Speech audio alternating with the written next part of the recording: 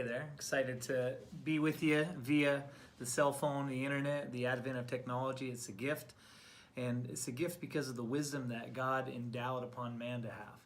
As we're made in the imago Dei, the image of God, He made us to have wisdom, but more importantly, wisdom that's from above. In fact, we're going to open up to James chapter 3, verse 17 regarding that. And I want you to see the practicality of the God we have. See, God is an intellectual God, but He's a practical God too.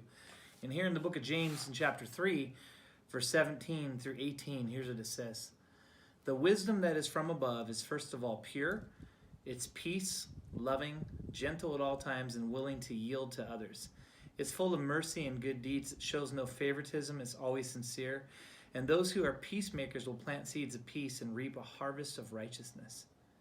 Righteousness and the reaping of it comes from wisdom. Wisdom enables us to be pure and to have a pure life. As it says, blessed are the pure in heart, for they shall see God. And so wisdom is the very basis of us seeing God in our life, in our daily routines, in our interactions, in the divine encounters that we have at the supermarket, at the gas station, or our one-on-one times with Him. Because anytime that there is not the presence of peace and the presence of purity in our life, it's the presence of demonic things. It's the presence of the enemy coming after us. He came to kill, rob, and destroy, and he came to rob our peace. But the message today is called Wisdom is Attained and Ascertained. See, there's something about attaining wisdom where you have to go for it. You have to run for that goal and run for that prize and gain wisdom. But then as you gain it, you need to ascertain it and continually understand and keep it, right? It says the Bible, wisdom is the principal things, and it says to keep getting it in the book of Proverbs. As we read here, it says something even more profound as you go on. It says, be gentle at all times. So wisdom causes us and enables us to be gentle. Wisdom causes us to have humility, because it says wisdom will lead you to be willing to yield to others. No matter how advanced you are in your walk of this faith or how well you think you do, there's always times that we need to be teachable and reachable. And God desires us to be teachable. And that's where we're willing to yield through the wisdom from above.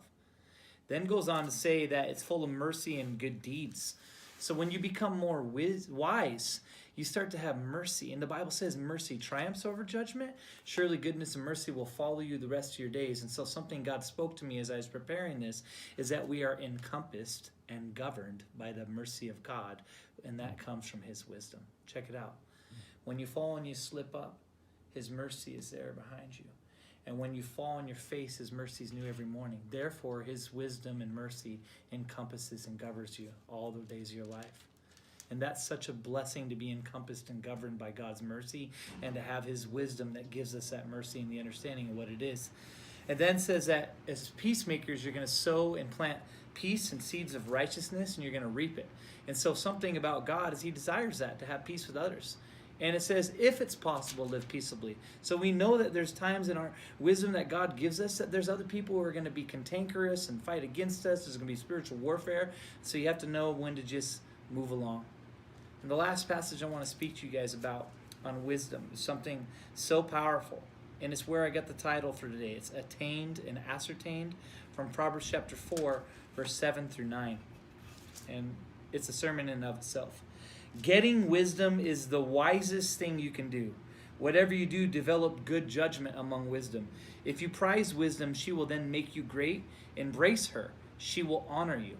She will place a lovely wreath on your head and present you with a beautiful crown. This right here tells us that getting wisdom is the principal thing, and all you do get wisdom. It means you need to attain it, ascertain it, seek it, run for it.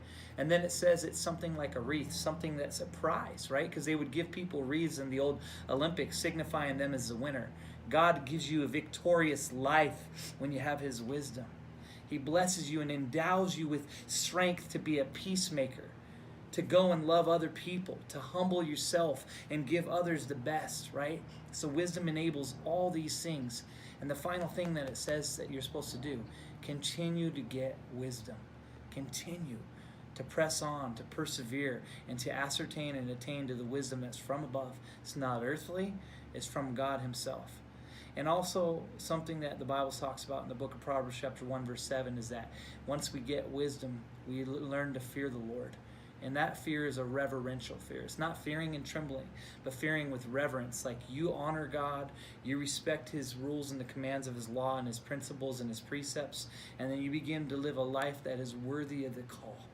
And my imploration, exhortation, and admonition to you is live a life worthy, because wisdom is to be attained and ascertained.